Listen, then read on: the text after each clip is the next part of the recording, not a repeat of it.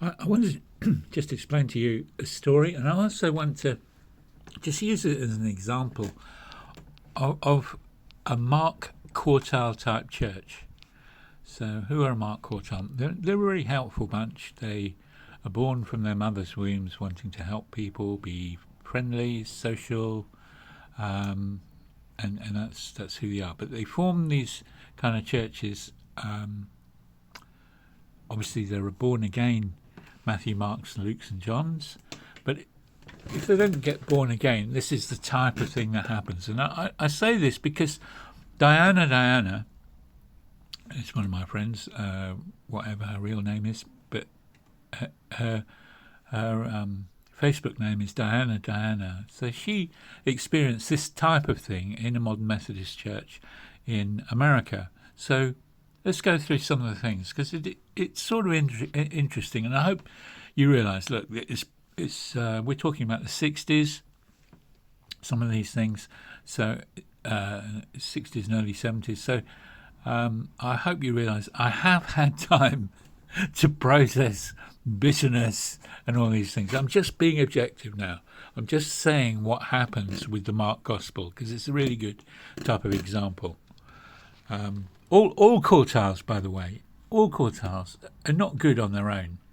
Elijah List, prophets, fourth quartile type people, they're not good on their own. So, Matthews, they just build pyramids everywhere they go. They really haven't got the gospel yet, that it's tabernacles, it's roof with holes. And Luke's, they just go spiralling off into all kinds of irrelevant doctrines. They're the main spawners of the winds of doctrine. So they've got to be rooted and grounded in Romans 12:2. So here we are. Okay, let's look at this. St John's Hall. This is where it is in relation to London. That's always fun, isn't it? Watching that. So we're going to go to the church hall itself. How do you do that? No, I don't want the route. I want to do what I just did. How about there? Yeah. Right, so that's the fire station opposite. We come round, and that is St John's Church. It's on Woodside Road. That's a Shell garage, as you can see, opposite the British Legion. I am getting more and more wary of everything because of spending time hearing satanic ritual abuse survivors talking about passageways between buildings. So I've got no idea here. I've got no idea what's going on. But nothing surprises me anymore. And this is what I do know, is this is a bog standard Mark type church, Methodist social type church. And so, I'm brought up there. We moved into Amersham, and then I spent a few years there. Then I just got pig sick of this place because I thought, well, God, it obviously isn't real. And then I became an atheist. Then a year later, my friend wouldn't stop needling me, so I heard some Billy Graham messages, and I heard the real gospel about being born again, about John 3. And then, of course, came the thorny issue of baptism. So the Bible says if you're born again, then it's part and parcel of the born again thing. It's you signing your signature, really, on the bottom line of God's new covenant. It's recognising and being an observer at your own spirit funeral. How about that? In a water baptism, complete dunking. That's why it's complete dunking.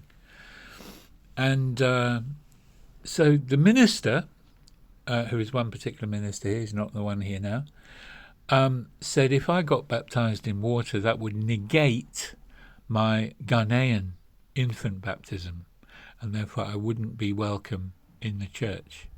So it was a choice, it was an ultimatum like that. You'd have thought, a normal situation would be, well, wow, the guy's born again now. He really is a Christian. So this was weird. The factor was, having made that ultimatum, he had to stand by it, and he's effectively splitting a 13-year-old from his parents. And this is insane. That alone is insane. Okay, so here's some of the storyline. See, they're all trying to be this cuddly, social, friendly church without any question of, thorny subjects like actually being born again.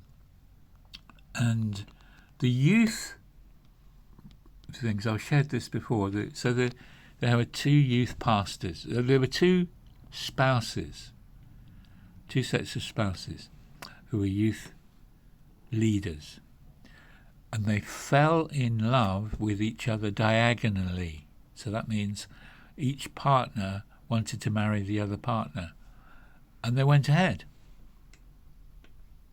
There's no, there isn't a strong discernment in these social type setups. Marks are really bad at discernment in general. They're basically, it's not so much that, it's that the basic ethos is that everybody's happy.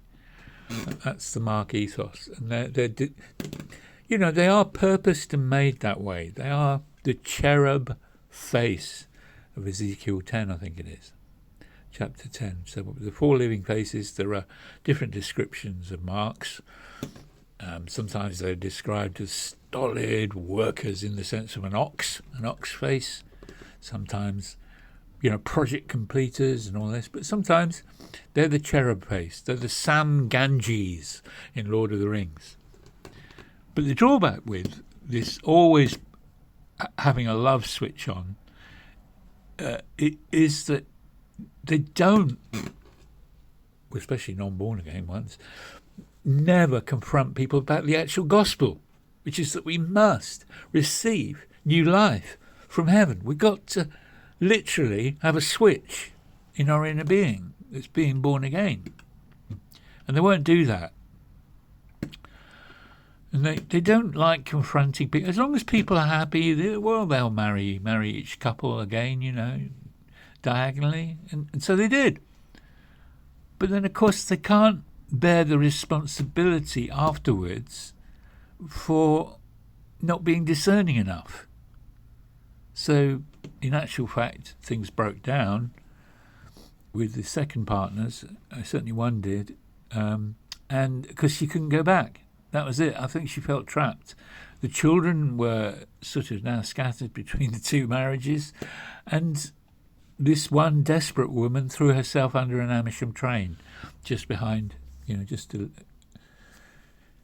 the back of, further down the road from where you've seen where Woodside Road was.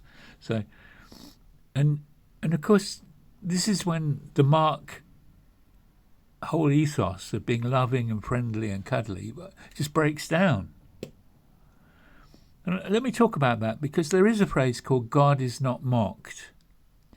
And the Catholic or more draconian way of receiving that is like some Zeus-type God casting down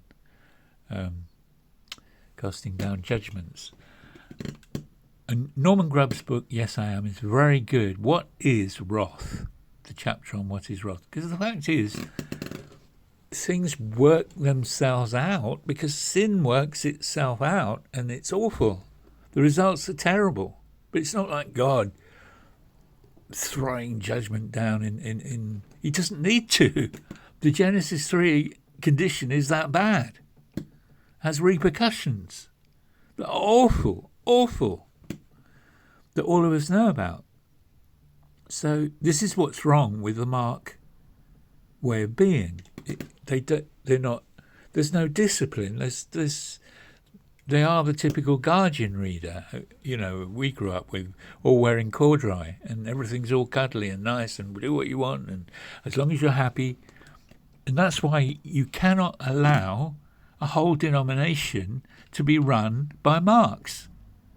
Unitarianism or modern Methodism or even Salvation Army. It just doesn't work. Ecclesia is ecclesia. It's 4 woods in Leviticus 23. It's 4 woods. This is the problem. We got one wood churches all the way up our high streets, and it takes 4 woods to outsmart all the things thrown at us in our minds and temptations and pulls and ideas and all this kind of stuff. It takes 4 woods to be able to handle the onslaught. That's why we don't have solo pastors. It's not anywhere in the Bible. The next thing I want to mention is that God has this other verse which is about taken over by the foreigner.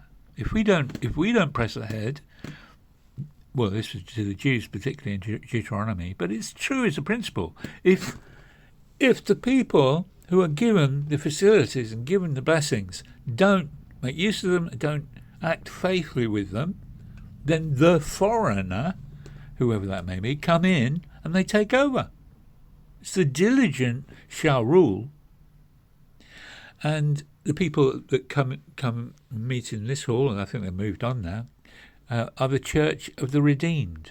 You know, the very fast growing 2-level gospel sort of churches out from Nigeria, being born again, being baptized in the Spirit. But it's a pyramid franchise, but it's very quick. And so they have effectively been the ones using the hall, hiring the hall, and they're a lot more effective than the dwindling St. John's congregation. But as I say, they're probably I'm not. I don't know. I just don't know. But because it was a few years ago that I last knew that the Church of the Redeemed, were there hiring the hall, and my dad. So he left legacy with his will, and one thing we had to decide between, because obviously without his say-so, he left a certain amount of money and sort of made it clear that it had to be things he'd given to before. And of course one of those main things, just honouring the church with which my parents were at all their lives in Amersham. So we gave, and it was £15,000. But I thought at the time, I think it went to infrastructure like chairs and better surroundings or something.